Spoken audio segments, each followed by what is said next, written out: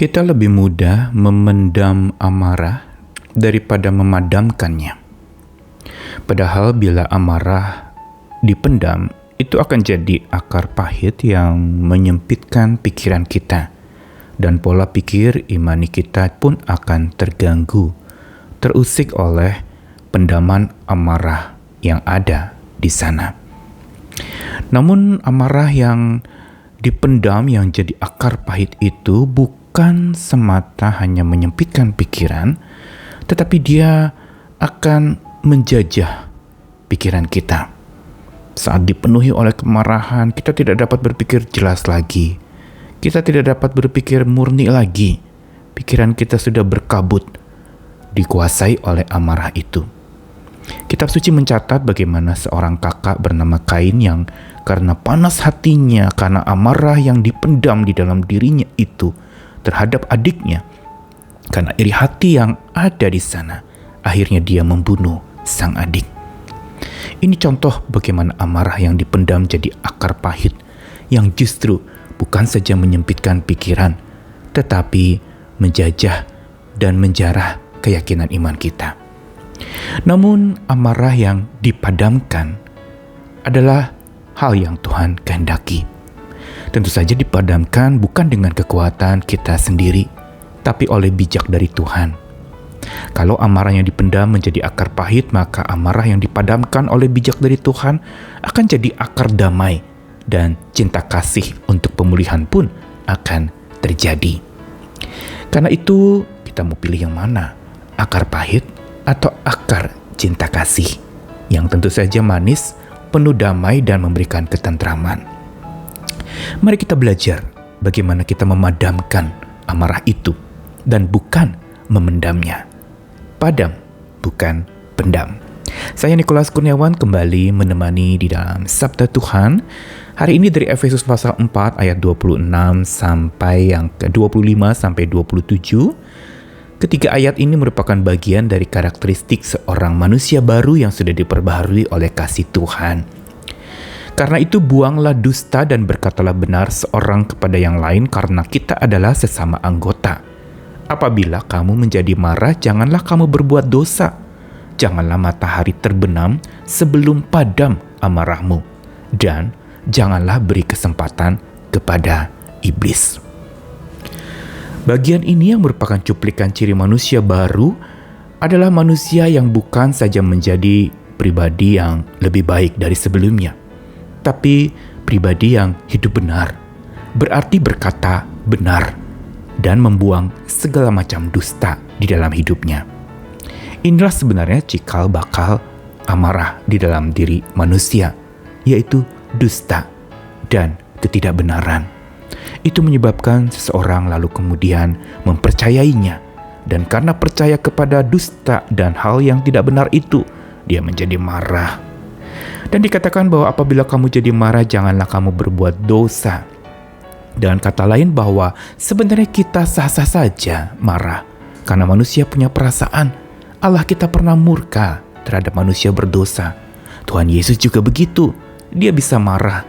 Roh Kudus juga bisa didukakan, bersedih, kecewa ketika manusia lebih mengikuti keinginan daging daripada keinginan dan pimpinan roh itu. Namun dikatakan bahwa bila Allah saja marah, kita juga bisa jadi marah. Tapi bila kita marah, janganlah berbuat dosa. Berarti bagian ini sebenarnya ingin mengatakan bahwa kita oke menjadi marah, tapi jangan jadi pemarah. Jangan biarkan marah itu tinggal di dalam hati kita. Bukankah dalam kitab suci juga mencatat bahwa amarah manusia tidak mengerjakan kebenaran di dalam hidup manusia? Begitu juga amarah itu menetap di dada orang bodoh. Yang berarti kalau kita membiarkan marah menguasai hati kita, kita tidak mengampuni, kita tidak lalu membiarkan Tuhan memimpin dan menolong kita untuk memadamkan amarah itu, tapi kita memendam begitu rupa, maka kita sebenarnya sedang menjadi pemarah, bukan sekedar marah lagi. Dan pada saat kita menjadi pemarah dan kita memendam amarah kita yang menjadi akar pahit, lalu kemudian menyebabkan kebencian, dari kebencian menyebabkan pembunuhan, maka disitulah sebenarnya kita memberi kesempatan kepada si iblis, memberi kesempatan kepada si jahat. Bukankah ketika seorang marah, dia ada dalam kondisi yang paling lemah, dan saat ketika dia ada dalam kondisi paling lemah, si jahat bisa menguasai dia sehabis-habisnya, sekuat-kuatnya, sampai dia akhirnya tidak dapat lagi mengontrol emosinya. Memadamkan amarah bukan memendamnya, tapi mengungkapkan dengan bijak sambil berpijak pada kebenaran. Tuhan inginkan kita melakukannya, tentu dengan pertolongan Tuhan, dengan berkata benar satu dengan yang lain, tidak lagi hidup dalam dusta, dan terus hidup di dalam cinta kasih dan damai Tuhan. Karena itu pelajaran hari ini ingin mengajarkan kepada kita, kalau kita memendam amarah tanpa memadamkannya oleh kuasa kebenaran Allah, kita sedang beri kesempatan kepada si jahat untuk berkuasa menjajah keyakinan kita dan menjarah keyakinan kita sampai kita tidak yakin lagi terhadap Tuhan, kita tidak yakin lagi terhadap sebuah kebenaran, dan saat itu hidup kita tidak ada ketentraman. Ketika kita memendam amarah itu, tidak ada yang namanya tentram. Tapi saat kita memadamkannya oleh pertolongan Tuhan Sang Maha Kasih yang penuh dengan kuasa dan keadilan itu, maka pemadaman yang kita lakukan terhadap amarah kita akan membuat hidup kita menjadi tentram. Karena itu segera padamkan agar hidup kita jadi tentram. Jangan biarkan amarah menguasaimu. Dia boleh datang bertamu sejenak, tapi jangan biarkan dia jadi tuan rumah yang mengendalikan pikiranmu, sehingga pola pikir imani tidak bertumbuh dengan baik. Yang ada adalah pola pikir kedagingan, pola pikir duniawi, pola pikir yang justru menghancurkan diri sendiri.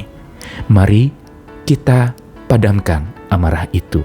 Jangan pernah sekali-kali memendamnya. Tuhan mengasihi kita, dengan pertolongan hikmat-Nya kita bisa maju lagi, melangkah bersama dengan Tuhan, hidup di dalam damai dan cinta kasih-Nya. Akar cinta kasih dan akar damai sejahtera itu ada di dalam dada orang benar, dan disitulah dia akan hidup tentram. Tuhan mengasihi kita sekalian. Amin.